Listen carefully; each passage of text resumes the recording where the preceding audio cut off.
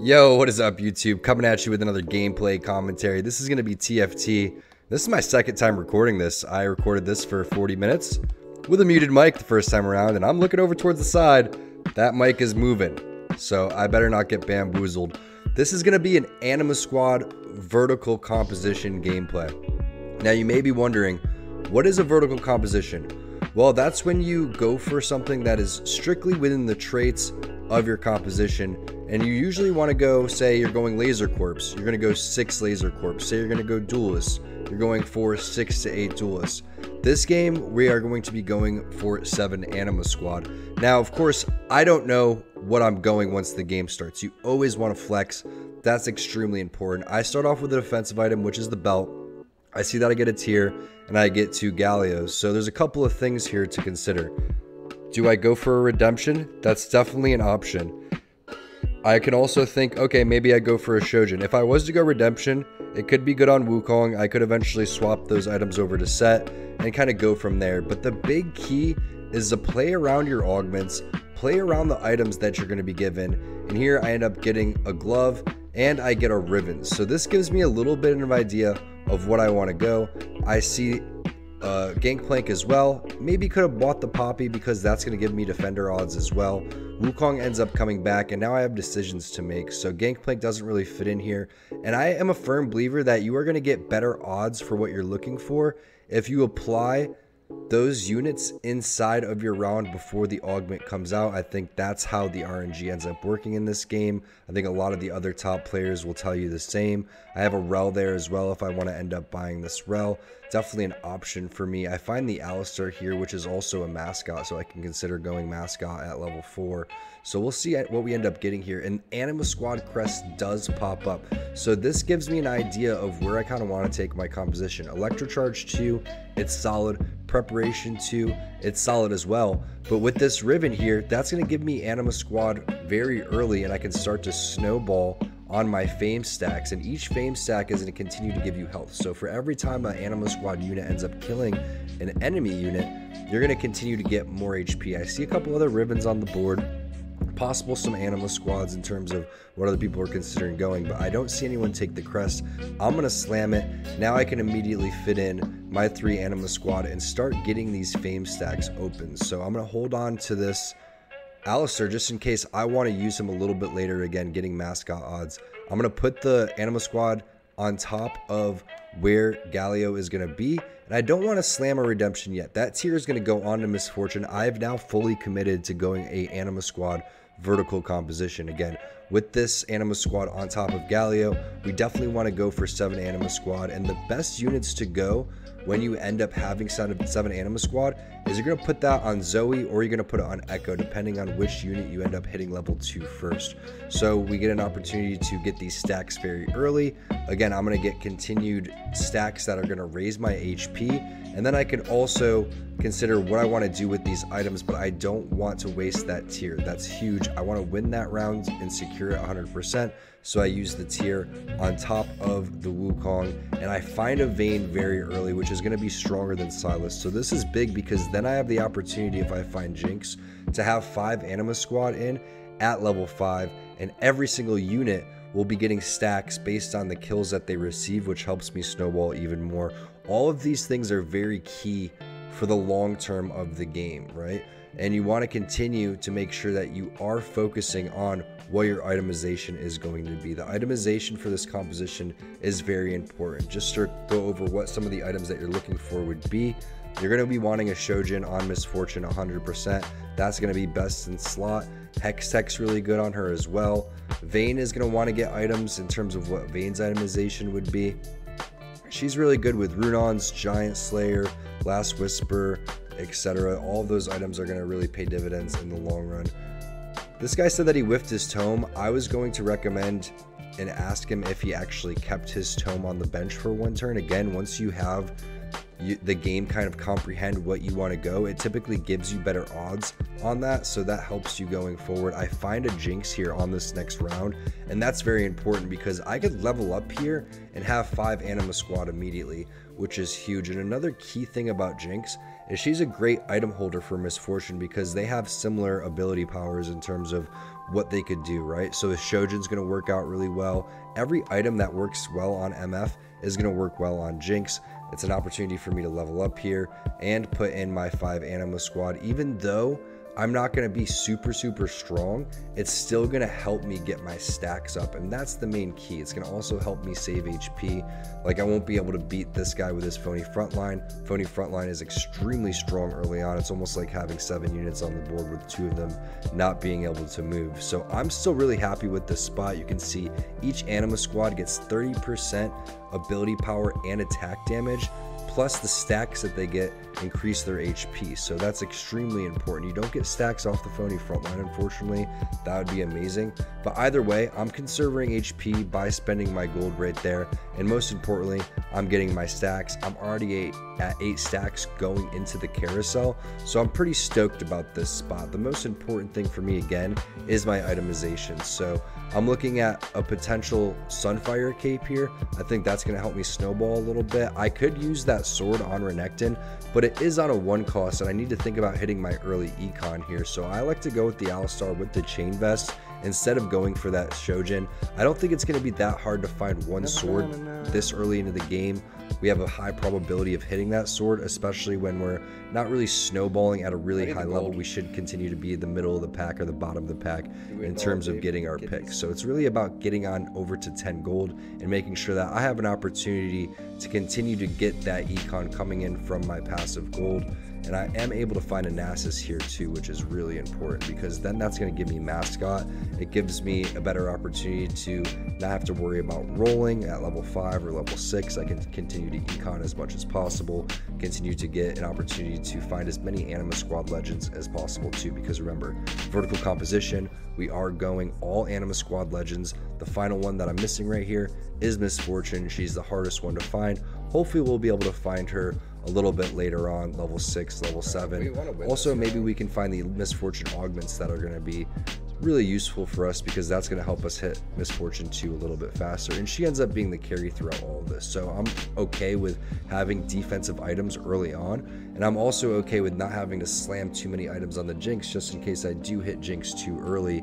That's going to be useful for me in terms of being able to say, hey, let's build up our front line, let's buy some time here, and let's make sure that we are able to kill as many units as we possibly can. Here we get a good win, and it's nice to get that win because it gives me 10 gold going forward. So I'm stoked about that, and I'm stoked about finding these extra Siluses because finding these level 1 units are very important that they get upgraded, and you need to make sure that you are having a strong front line in this composition because you need to buy time for that Miss Fortune to get her ults off. If she can get 2 ults off, you're going to be in a very good spot because she's going to end up eventually killing the front lines, killing the back lines, and she does a lot of damage since the ace buffing so that happened overall. The last increase was from 12% on over to 15%. Now, the C patch did come out yesterday.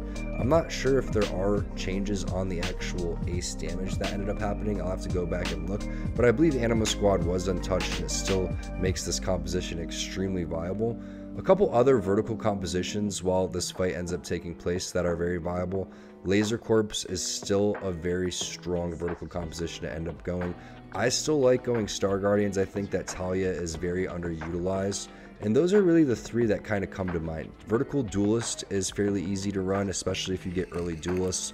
Items that you're looking for on that would be Locket, and then you want to prioritize your items on the Zed as well. We end up hitting level 2 Nasus, which is big because, again, we're wanting that really strong front line. Silas isn't going to be as strong as Riven. He's a level 1 unit. He's not upgraded yet. Jinx, that's a level 2 unit. Vayne, level 3 unit. So we're just going to sit back, try to econ as much as possible, try to find these legends as naturally as possible, and then we're just making sure that we have enough gold to roll down at 7. Try to preserve that gold, eventually hit level 8, because once we hit level 8, we're able to throw in 3 Prankster. Maybe we're able to throw in a legendary like Urgot, Fiddlesticks.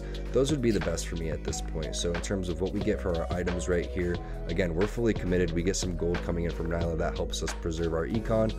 I see that I have a Thieves Gloves, and at this point, not slamming an item really feels bad. I'm not going to end up slamming an item on my front line. I need something for my back line right now. Hitting the Silas is nice. It's going to be stronger than my level 1 Riven. And I like to say, hey, let's go with the Thieves Gloves on our secondary carry, which is Vayne. That allows me to save more of my items for Misfortune, start itemizing towards her, and then I can start itemizing more towards the front line too. So I think this is a very powerful move. Unfortunately for me, I'm not able to deal with selling this Riven. I want this Riven here. I already saw that a level 2 Riven is gone. I'm more concerned about saving this Riven than my econ. It's debatable whether you sell this Riven or not, but I'm happy with the situation that I'm in. I'm all about getting these stacks right now. I'm about to find out what my next augment is, and because I have 5 Anima Squad, I'll most likely get something else that is going to help me utilize what I'm trying to build here around my team composition. Remember the tip that we gave you earlier in terms of making sure that you have something on your board that you really want. Say I wanted to go recons here, I would try to throw multiple recons on my board so I could get something that is going to be useful for me. So when we take a look at these 3 augments, Trade Sector Plus is good because I'm going to get 10 gold. That's going to help me utilize more econ. Stand United doesn't really make sense because of the fact that I am going a vertical composition and we're not going to have as many traits on the left hand side as we would like. The more traits that you have, the more opportunity you have to move forward with more attack damage and ability power. So instead of rolling at 5 here, the best thing that you could possibly do is level and then roll.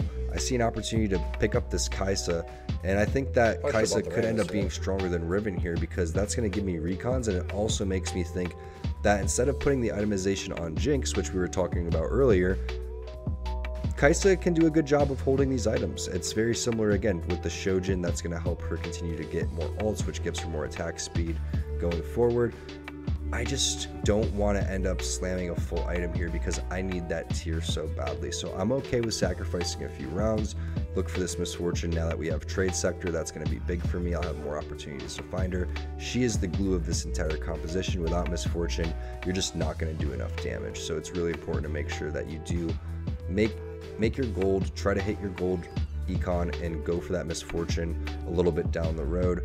You can see I am still killing units. It's a really good job from Vayne to be able to get these fame stacks continuing to stack up. Unfortunately, she's not able to kill these Camille's, and we take a 3-unit loss. Not a big deal as we move on to the next round. You can see we hit this Misfortune, we hit another Jinx, we hit a Riven, plus we have another roll down. That's an absolutely ridiculous roll down. I got so much value just from that one single one. Now, the big decision to make right now is, do I put this tier on the Misfortune? With one more round into the carousel, I find it more valuable not to put the tier on the Misfortune because say that MF has a priority item and it's not a sword, the Shojin is so important that say she had another tier, I don't want to risk that. So while it is a little bit, greedy to go and say, I'm not going to go and put this tier on her since I know she's going to carry that item, you could always look at how the fight's going to go and decide, is this tier even necessary? You can see I'm already kind of tearing through the front line. The fight's looking good. I high rolled items on Vayne. She got a Giant Slayer and a Runons. So this is a really good spot and it allows me to save onto that tier. I don't have to, but look at the damage Misfortune does just from one ultimate. Vayne has 2 items. She has no items. And my level 1 MF still with no items did more damage than the Vayne. She's extremely OP right now. And now that we have 6 Anima Squad in, we know that all we need is that 7th Anima Squad. Put in one more Prankster, and that's going to be the key to this composition to snowball on my next rounds going into the 4th round on 4-1. I'll be extremely strong. So things that I'm looking for here. What are my best items? Riven's going to give me Riven 2. That's blue buff for Viego on Viego going on over to MF. The Shojin is where the money is at. I need to get this Shojin onto MF for every attack that she does. She's after 3 attacks going to gain more mana.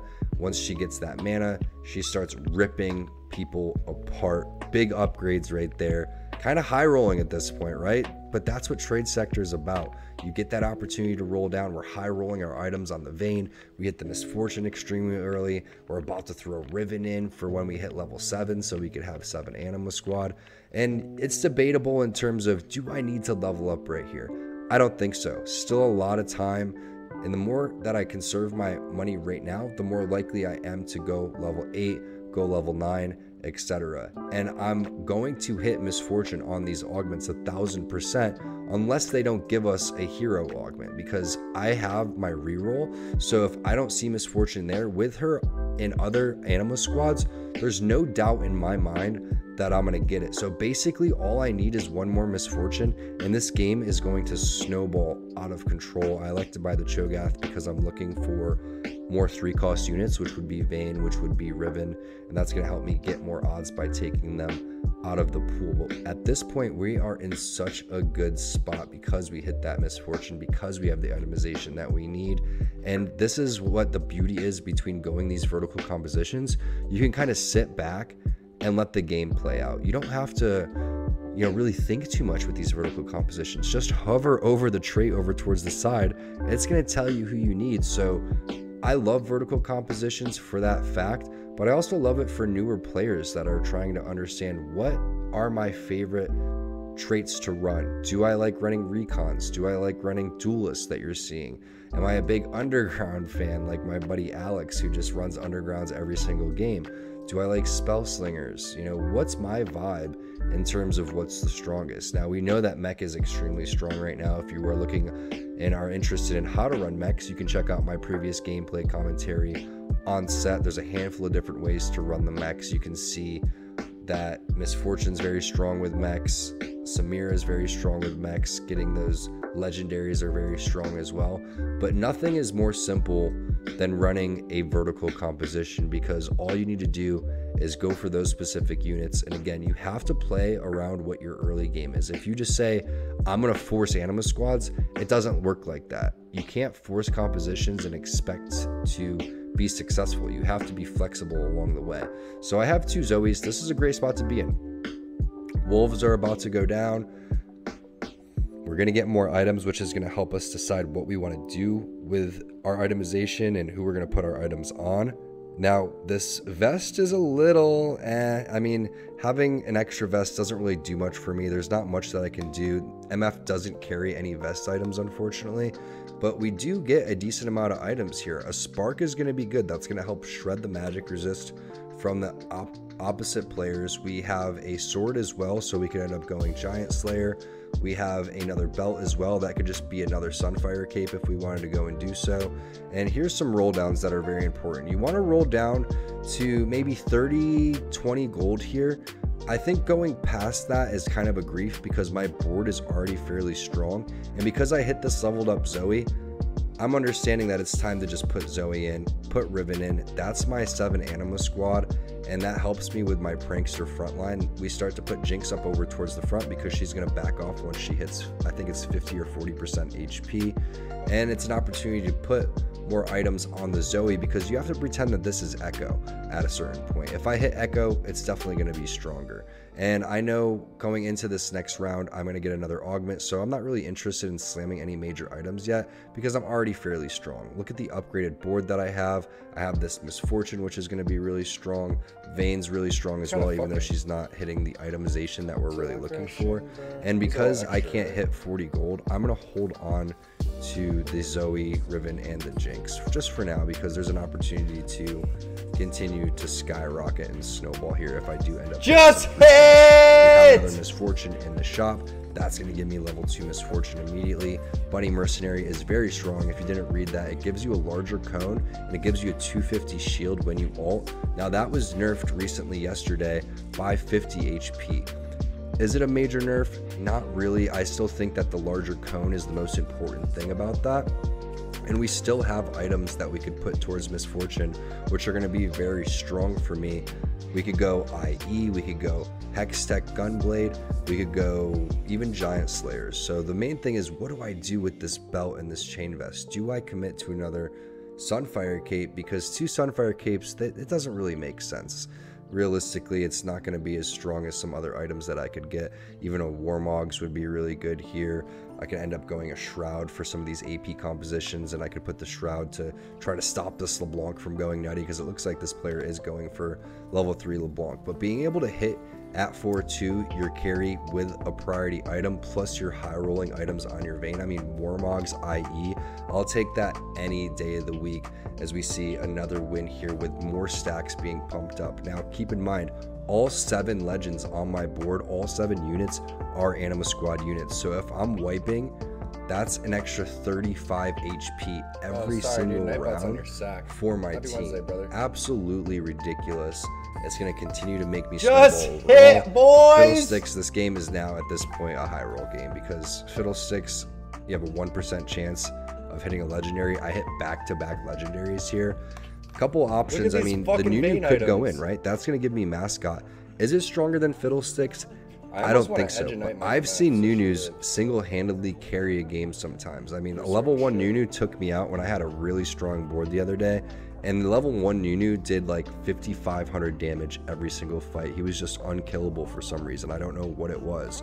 So Nunu is very strong. Is he stronger than Fiddlesticks? I don't think so because I need more CC on my board right now. I think that Fiddlesticks value is going to be really good, especially when you keep that in conjunction with, say, Urgot.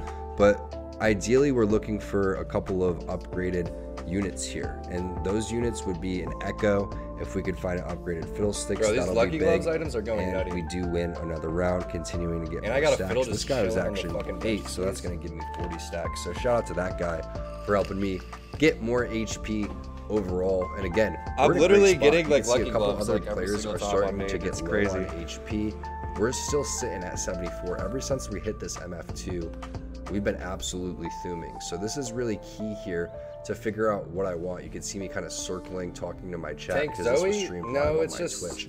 Also, another update. Echo for now. I am now giving TFT, Apex, and Halo lessons I would love this on Metafy. So if you get an opportunity, go down to the link below if you're interested. Oh, baby, give me the There's a couple of different Jana. packages. We have 3 different packages, replay reviews, actual lessons as well. Hopefully you guys Let's go, boys! It's all about learning, and that's why I'm doing these gameplay commentaries. Hopefully you guys are enjoying them as much as I am putting them out. TFT's been a very, very fun game for me. I've really loved playing it and sharing my experience. So we get an opportunity to roll down here because our free trade sector, and that Jana is looking sexy. I mean, Hex Tech, it's a 5 cost. It's going to help me level up. And at this point, I see a decent amount of Zoes, and I'm thinking, okay, Zoe, Vayne, Riven. I like to kind of consider holding on to these 3 because if I start to roll down with trade sector and I start leveling these units up, it's going to help me. I'm not going to go for level 3 Riven, Vayne, and Zoe all at once. It's more or less about which units am I going to get more of, and that's going to help me determine exactly what my play is going to be. So position-wise, Fiddlesticks could be kind of where the Riven is and be more in the middle. That would be a little bit stronger in terms of what I want to have happen, but still Fiddlesticks protecting where the misfortune is still very strong. And you can see, based on my itemization, I'm still in a very good spot. Now, why haven't I slammed any items yet in terms of going another Sunfire Cape?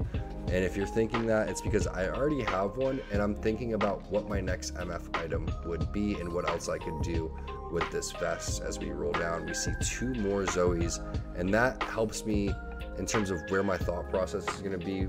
Who do I want to start going that level 3 for, and who is going to be my secondary? Are we just going to natural a Zoe 3? Look at these items for Vayne, bro. Triple carry, basically, behind Vayne, behind Misfortune. It looks like it's going to end up being Zoe, and at this point, I have so much HP that I'm confident that I will hit that Zoe 3. But Stride, there's a couple of different items that could really work well here with Misfortune, right? I'm trying to get a crit item or like a giant slayer, something along those lines would be perfect, and I'm willing to greed to try to find that. Now, other items that could end up working well is Morello's on Fiddlesticks. If we want to use that belt towards something, that could be very powerful. You can see the value of the Fiddlesticks getting on over towards the back line. That was a level 2 Samir that we ended up dropping, and we can get a good damage dispersal here. You can see Zoe's popping off, Vayne's popping off. Vayne's still continuing to get some very high roll items, which I've been very fortunate about with my Thieves Gloves. It's almost like I had a Lucky Gloves in my back pocket this game, like a 4th augment or something like that, based on what Vayne's been rolling. Like, let's see what she's going to roll this time around. Yeah, those are still really high roll, right? A Zeke's plus a rapid fire cannon, that's going to really help me in terms of, I haven't spent all of my items yet, but Vayne is really helping with the carry. So we see Talia, we see Samira, double Ramus. I'm gonna sell those units, just kind of holding on to them to grief the other players for now until the next round ends up going and happening. But this is the most important time to scout. You'll notice that I don't scout as much as I would like. I think that's probably one of my weaknesses.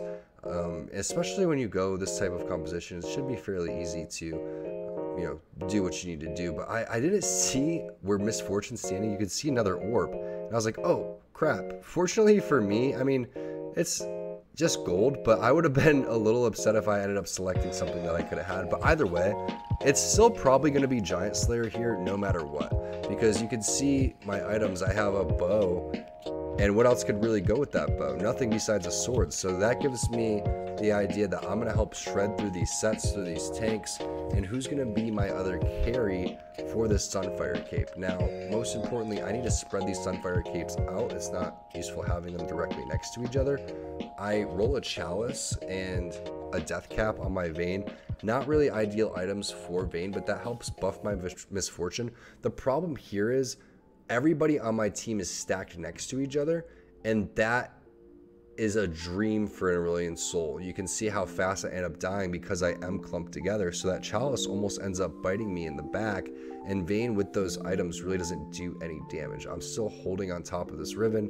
I'm still holding on to this Vayne as well. If I want to end up, possibly going level 3 Vayne, level 3 Riven, it's only going to bring me to 49 gold anyway. Double Sejuani and a Vayne. So there's a couple of options that I could go here. If I was to roll another Vayne right there, I most likely would have committed towards that. But this is where things are going to start to get interesting, because the game is going to start rapidly improving in terms of the pace, and I need to keep up, which means, what's the play here? Do I roll down and go for Zoe 3?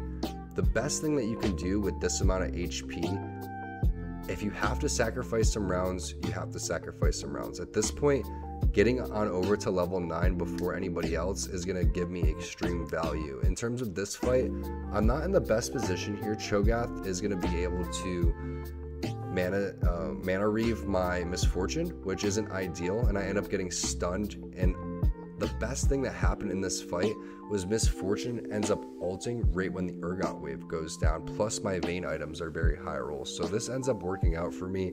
His team wasn't that strong. Typically when you run threats, you want to end up having a level 3 Cho'Gath, a level 3 Rammus. That front line's really important because other players are going to have stronger front line. The carries don't really do as much damage as you would really hope for sometimes with threats, but they did end up again with the C patch buffing the Aurelian Soul damage. So it's an opportunity here to, again, big chill. I don't roll the best items on Vayne overall. She is looking fairly tanky. I'm not going to stick her up front. This guy's team's looking pretty scary. Fortunately for me, he doesn't have 3 items. And that's what you're starting to kind of notice here and there, is that these carries don't have all 3 items. My Misfortune has all 3 items. Plus, I have 2 legends as secondary and third carries that have 2 items. That's the value of the Thieves Gloves here. Actually, Zoe technically has 3 items because she has the Anima Squad crest. So now we start considering what's going to be my next play at 9. Urgot, Echo, Sejuani 2, all extremely viable here. Gold Collector Vayne is very strong. She has really good items here, but fortunately my Misfortune has the Hex Tech. She has the Bunny Mercenary, and that's going to give her this shield. Player is now down to very low HP at 4 HP. You can see he's also looking for these Vaynes and looking for the upgraded Zeds too. So got him at the right time. Feeling pretty good about the situation that I'm in. Itemization wise, what's going to be the next move? Shroud could be very good. Defensive items are always good towards the tail end of the game, like Zephyr, Shroud, etc. But I am last pick, so I don't think I'm going to end up getting that Thieves Gloves. That's usually very prioritized early on. Warmogs would be good. The Hex Tech Gunblade would be good on Fiddlesticks. And because I see my options, I'm not really interested in that Shojin. It's not going to do anything for me. The best thing to do is take the 4-cost sack, get the redemption. Gold is very, very important towards the tail end of the game. It's important the entire time. So I'm happy with the way this is going because I'm able to just stay at 50 gold, get that passive gold income, and then eventually we are going to put in this Sejuani 2, or we're going to put in an Echo or Urgot. Those are the best legends for this composition right now. Another option would be, hey, if we don't hit Zoe 3, throw in another Zoe. It's going to be stronger than Echo 1. It's going to be stronger than Sejuani 1. I believe I end up making some mistakes and I throw in the Sejuani once we end up hitting that level up area. Because again, everybody has no gold. They're going to be a little bit stronger than me if they've been playing their econ the correct way. And a lot of times you just have to deal with sacrificing a little bit of HP towards the tail end of the game. Now you can see the amount of damage that this Misfortune's doing.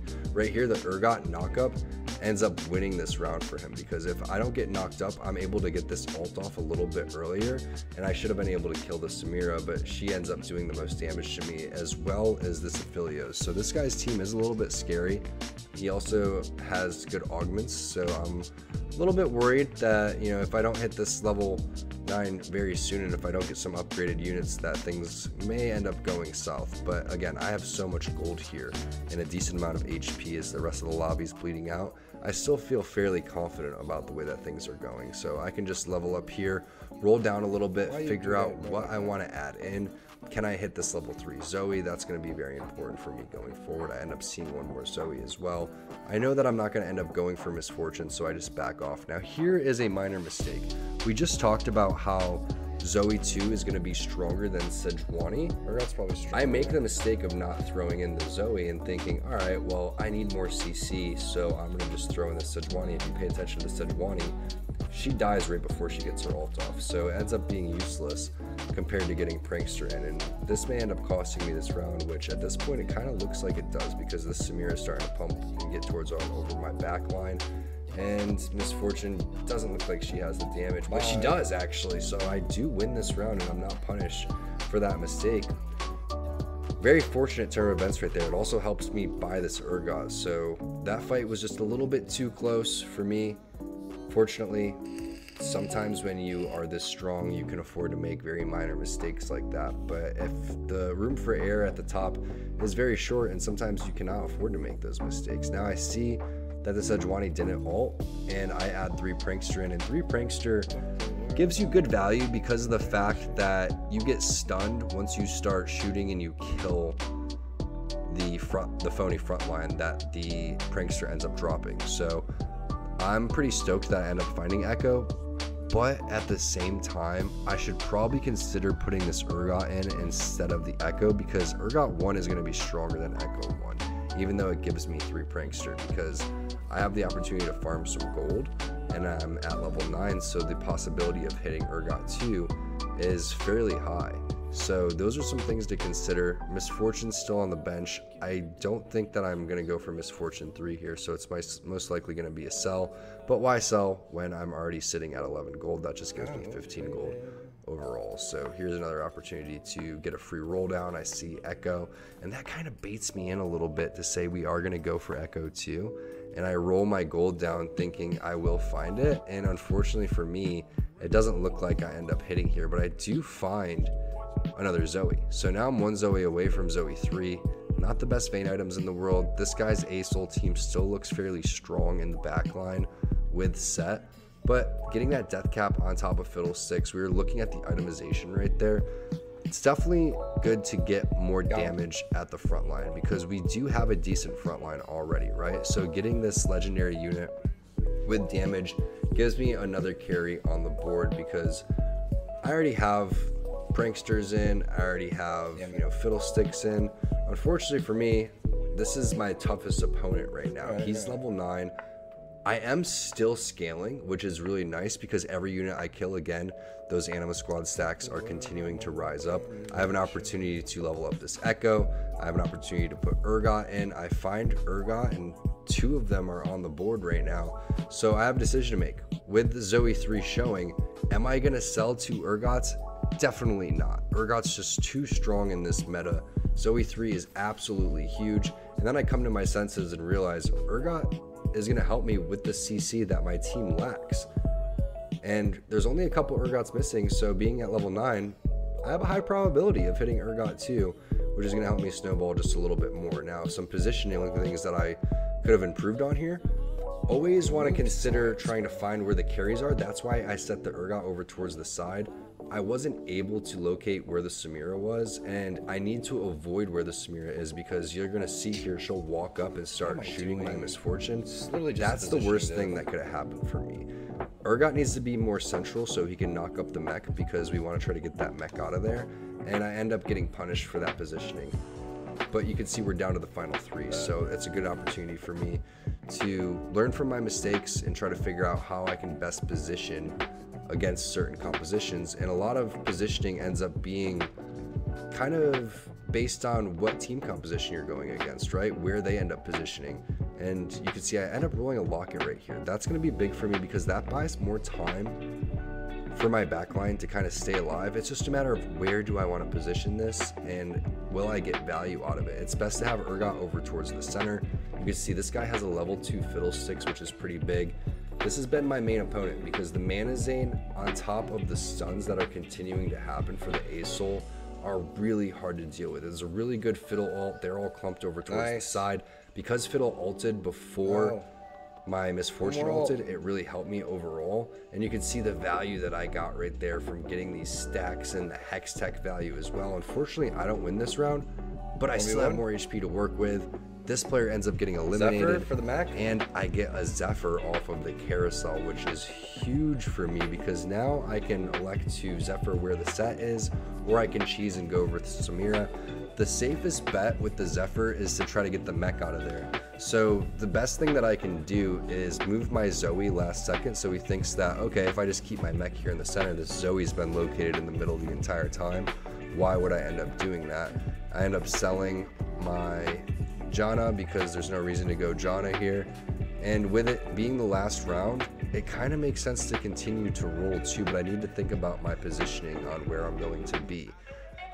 So if I was to roll, could I really buy anything? I'd have to sell something, but the most important thing is hitting the Zephyr. So I just kind of wait to the very last second, find out where the mech's going to be placed, lay down the Zephyr in the right spot, get that set in the air, so when my Misfortune ults, it's going to do some pretty good damage very shortly. Urgot's able to get the CC off as well, and you can see the value of the Zephyr right there. Now this is a very, very close fight. Prankster value ends up going huge right there.